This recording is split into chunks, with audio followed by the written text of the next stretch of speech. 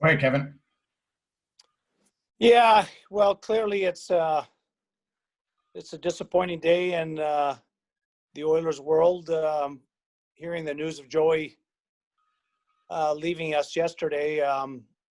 I mean, the reality is the last couple of years have been tough, although he still made his trips to the dressing room. And Jeff Lang, who is primarily responsible for Joey with the Oilers organization, would make sure that physically it wasn't too demanding on Joey when he came, but it was important enough for everybody around, the players, the coaches, the organization, and for Joey to continue to make his trips to Rogers Place to be around the players. But we could see that, he didn't have too many years left, but certainly thought that he'd get beyond yesterday. So very disappointing, but really enlightening and so fitting that the kind of outpouring from people, not only players, but just people within the NHL's world, hockey world, reaching out to wish all the best to the Moss family and to the Oilers organization for the passing of Joey Moss. Yeah, well done, Kevin. Just with Joey, we know it's a sad day throughout Edmonton, but in Canada in general also, because there's a lot of people that play for the Oilers and work for the Oilers that are all over Canada and been getting numerous calls throughout the night last night and today about Joey and what can they do and is there going to be something for Joey. But for me, Joey was family. There's no question about it. He was part of the Oiler family, but he was more than that. He was like a brother to all of us as players. And I think the time that we spent with Joey, we learned something from him. And I don't know if he ever learned anything from us, but we always had a great time with Joe. And from bringing him over and spending the night to having beers and burgers with him and taking him places that we shouldn't be. But we always had a great time with Joey. Great, thanks, guys. We've got a few questions now. Please remember to raise your hand. We have 2 current questions. We'll take as many as we have here. So the first question is Rob Tichkowski, Post Media. Rob, as soon as your mic's unmuted, go ahead. Hi guys, thanks for doing this.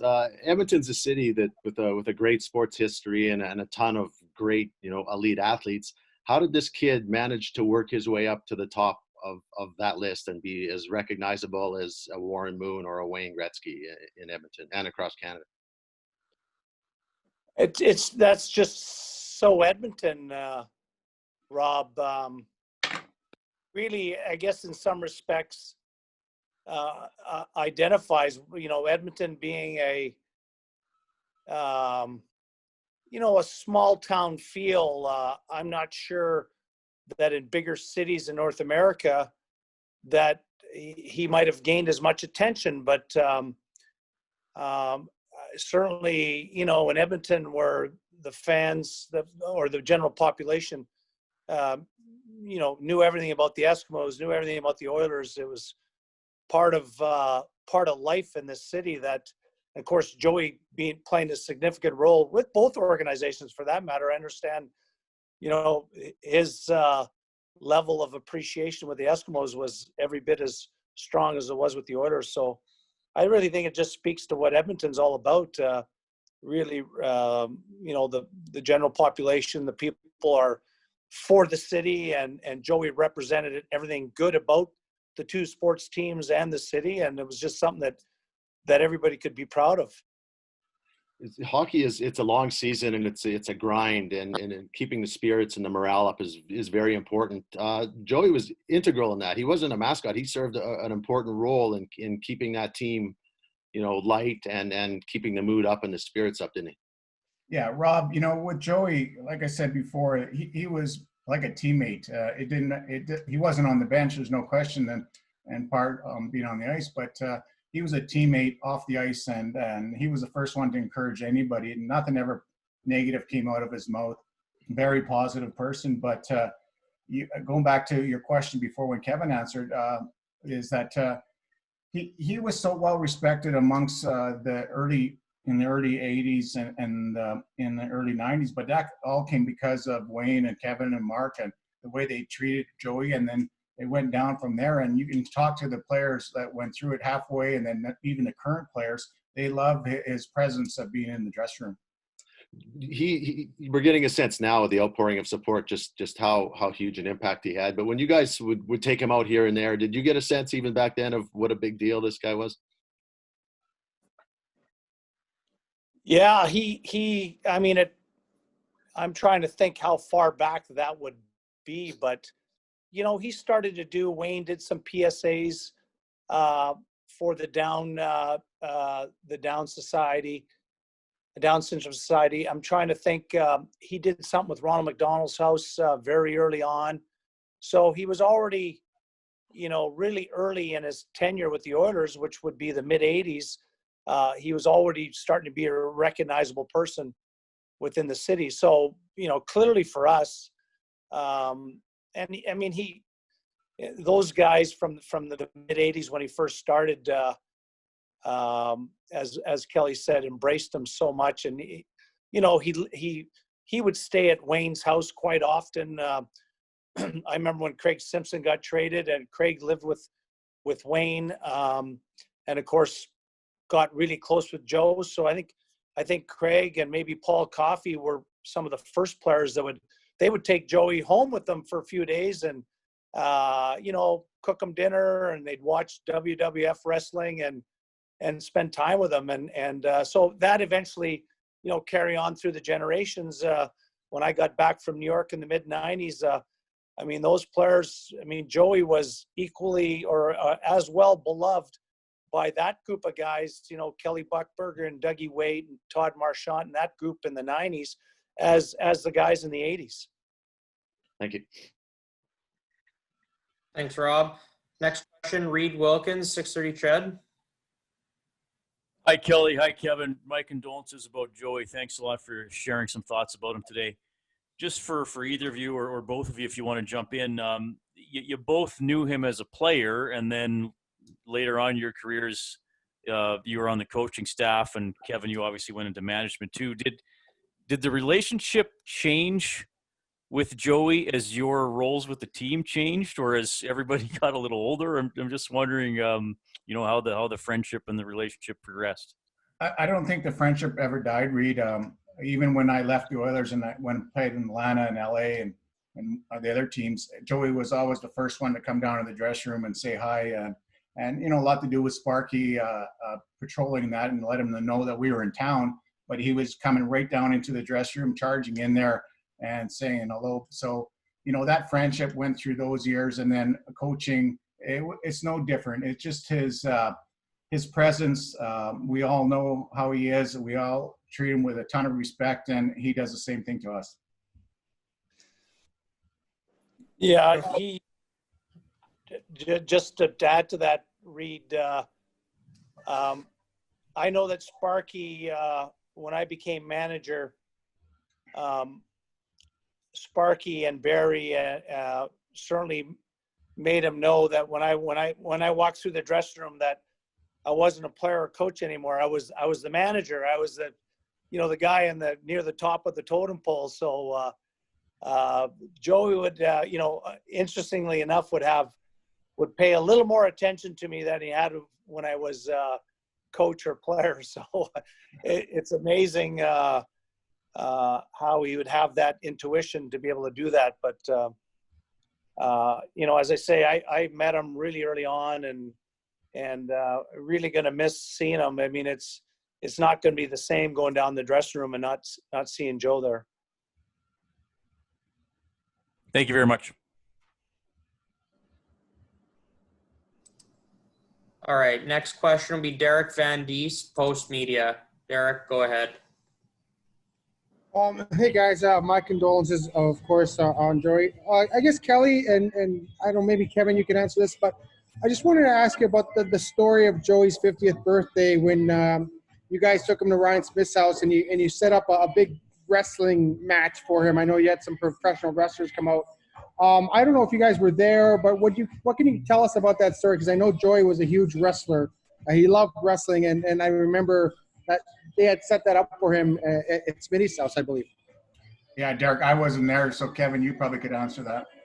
No, and I wasn't either. I would have been manager at the time, or can't recall, to be honest. But I recall it happening, Derek. But I could, relative to wrestling, of course, all the players knew that Joey's a huge fan. So any of the guys that had connections with the World Wrestling Federation, they would get him, pictures signed, or get him, all sorts of types of memorabilia. But the one time I remember when Dustin Penner was in the organization, they set up in the dressing room, they cleared the ping pong table out of there, and they had a 2 out of 3 wrestling match between Joey and Dustin Penner, and the guys got a championship belt to award to the winner, and it was great. I mean, Dustin would have been probably at least 100 pounds heavier than Joey, even in his best days.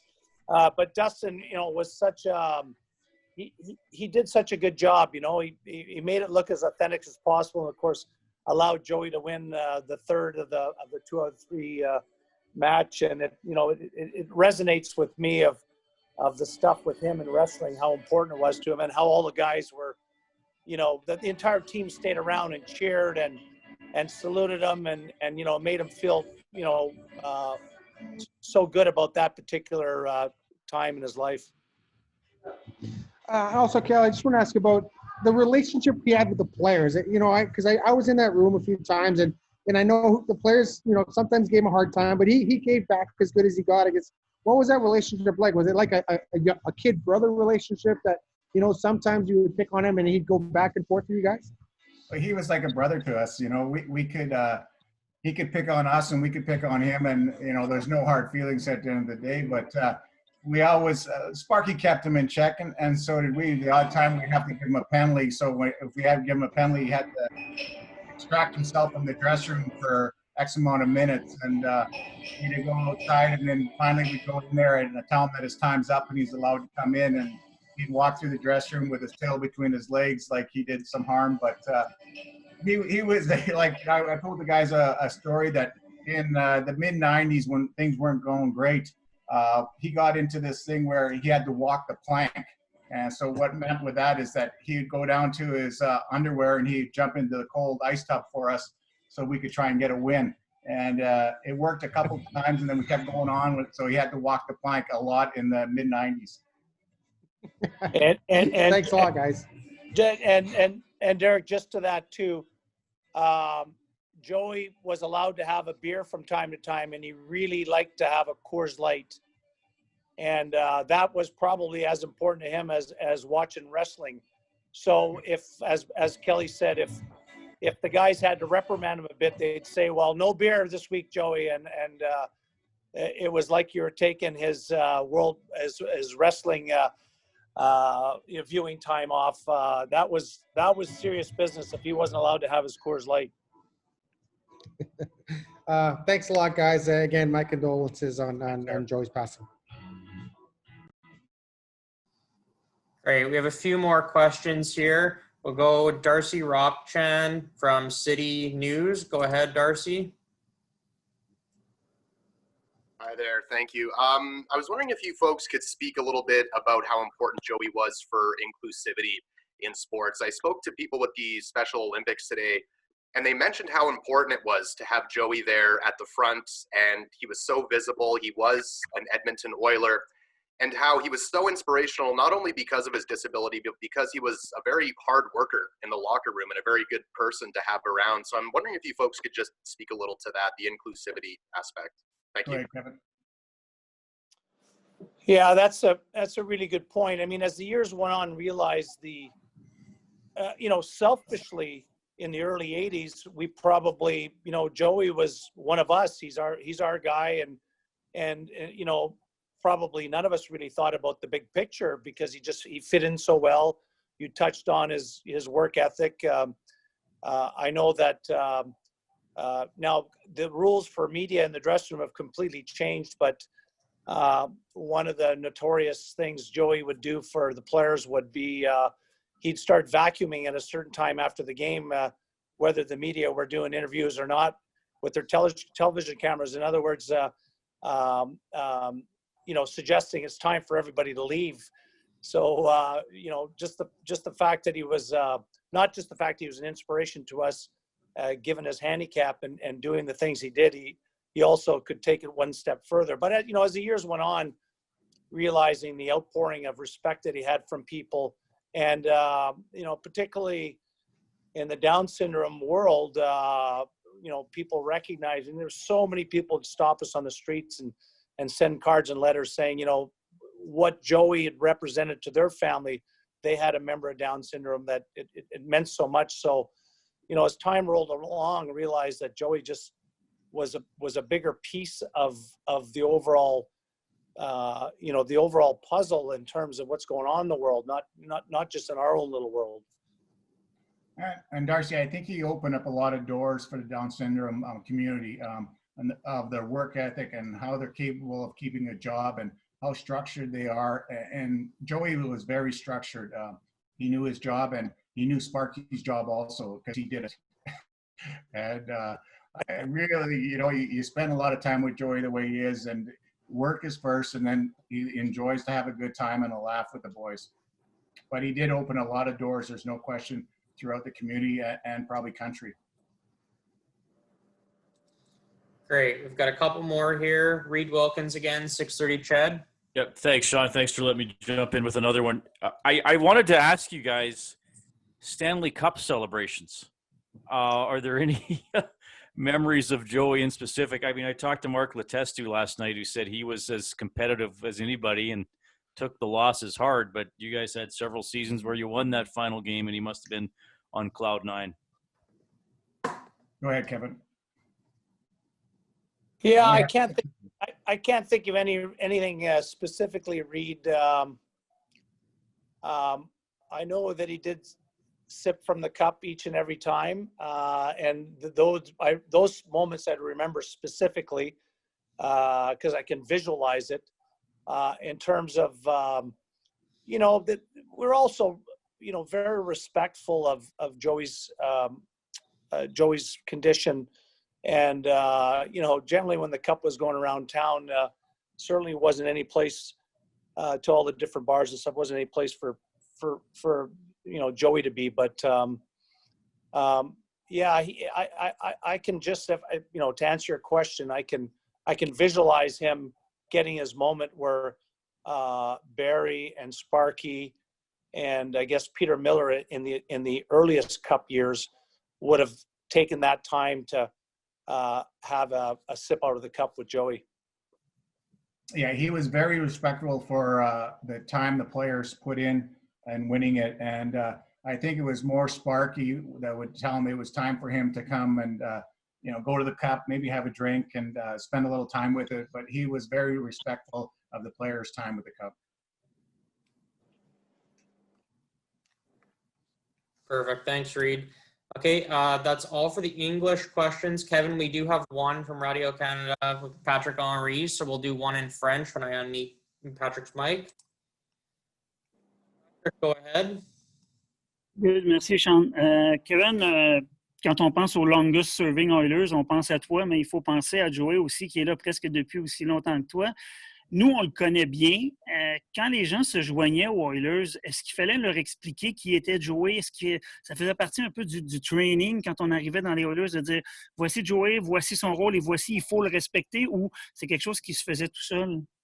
Non, je pense pas. Je pense que tous les joueurs qui sont venus ici à Edmonton pour jouer pour les Oilers ou essayer de faire de l'équipe savent avant qu'ils venaient à Edmonton que où Joey Moss, le bonhomme qui est, certainement, tout le monde qui voit les Oilers jouer sur télévision, pratiquement chaque match, la télévision montre Joey en arrière le banc. Comme ça, on n'avait pas avait besoin de montrer de ces joueurs, ces personnes qui rentraient à Edmonton, que Joey Moss, écoute, Wayne Gretzky, puis juste après Wayne Gretzky, Joey Moss. Est-ce que vous avez déjà prévu quelle sorte d'hommage vous voulez lui rendre quand ça va être possible? Non, on parle de ça justement à ce moment. Bob Nicholson, il parlait avec tous les capitaines, avec notre propriétaire Daryl Cates. On sait qu'on va vraiment faire quelque chose du bon pour lui en son nom pour longtemps, mais ça va prendre quelques semaines avant qu'on va annoncer quelque chose. Mais je suis certain, surtout la manière que, pas justement les joueurs, mais les citoyens d'Edmonton, les citoyens du Canada veulent absolument qu'on fasse quelque chose vraiment bon pour le nom de Joey Moss.